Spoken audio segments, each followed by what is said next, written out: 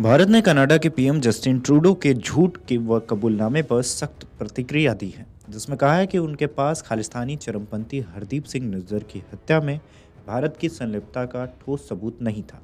भारत ने कहा है कि कनाडा ने उनके आरोपों का कोई सबूत नहीं दिया।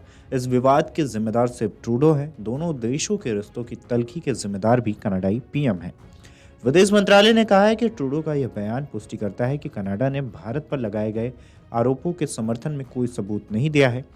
भारत कनाडा के संबंधों में नुकसान के लिए सिर्फ ट्रूडो जिम्मेदार हैं। ये पूरा मामला पिछले साल जून में शुरू हुआ था, जब ब्रिटिश कोलंबिया में निज्जर की हत्या कर दी गई थी। कनाडा के पीएम ट्रूडो ने भारत पर निज्जर की हत्या में शामिल होने का आरोप लगाया था। भारत ने इन आरोपों को बेतुका बताया था और कहा था कि यह ट्रूडो का राजनीतिक हथकंडा है। वहीं ट्रूडो ने एक विदेशी जांच के सामने गवाही देते हुए स्वीकार किया कि उनकी सरकार ने शुरू में ही ठोस सबूतों के बजाय खुफिया जानकारी के आधार पर भारत पर आरोप लगाया था। ट्रूडो ने कहा है कि कनाडा और उसके सहयोगियों से मिली खुफिया जानकारी से पता चलता है कि भारतीय एजेंट इसमें शामिल थे, लेकिन उन्होंने स्वीकार किया कि उस समय कोई ठोस सबूत नहीं था। ट्रूडो ने कहा है कि हमने भारत से कहा है कि यह पक्का सबूत नहीं है, बल्कि उस समय सिर्फ खुफिया जानकारी थी।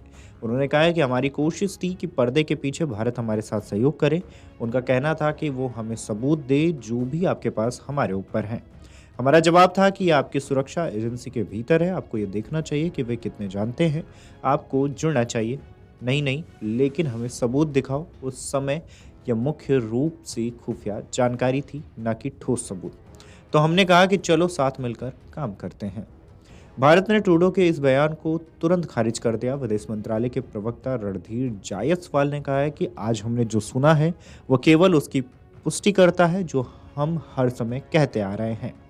कनाडा ने भारत और भारतीयों पर लगाए गए गंभीर आरोपों के समर्थन में हमें कोई सबूत नहीं दिया है। बागची ने आगे कहा है कि भारत कनाडा संबंधों को जो नुकसान हुआ है उसकी पूरी जिम्मेदारी ट्रूडो की है। बता दें कि यह मामला तब और बढ़ गया जब कनाडा ने निज्जर की हत्या की जांच में भारत के हाई कमिश्नर और अन्य राजनयिकों को संदिग्ध व्यक्तियों के रूप में पहचाना।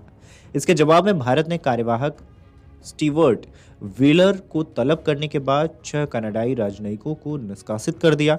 भारत सरकार ने कनाडा के बेबुनियादी निशानेबाजी की निंदा की और बढ़ते उग्रवाद के बीच अपने राजनयिकों की सुरक्षा के बारे में चिंता व्यक्त की। भारत ने उच्चायुक्त संजय कुमार वर्मा को वापस बुलाते हुए यह भी घोषणा की कि वह उग्रवाद के लिए कनाडा के कथित समर्थन के खिलाफ आगे कार्रवाई करने का अधिकार रखता है। बता दें कि कनाडा के शुरुआती आरोप जो बिना स्पष्ट सबूत के लगाए गए थे, उनसे पहले ही नाजुक रिश्तों को तनावपूर्ण बना दिया था, खासकर कनाडा की ओर से अपनी धरती पर खालिस्तानी गतिविधियों के लिए अनुमति देने के मुद्दे पर। भारत ने ऐसे तत्वों को जगह देने के लिए कनाडा की लगातार आलोचना की है। यही नहीं, ये भी बता दें कि कनाडा के भारतवंशी सांसद चंद्र आर्या ने भी खालिस्तानी चरमपंथ की खुलकर आलोचना की है। उन्होंने कहा है कि कनाडा को इस खतरे की पहचान करनी चाहिए। गौरतलब है कि चंद्र आर्या को खालिस्तानी आतंकियों द्वारा धमकी भी दी गई है।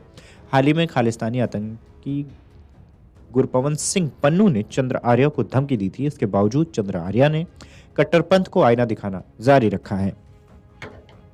अगर आप ये वीडियो YouTube पर देख रहे हैं तो हमारे चैनल को सब्सक्राइब कर बेल आइकन दबाएं और Facebook पर देख रहे हैं तो हमारे पेज को लाइक करें। 8 मिलियन प्लस सब्सक्राइबर, आपके इस भरोसे के लिए बहुत धन्यवाद।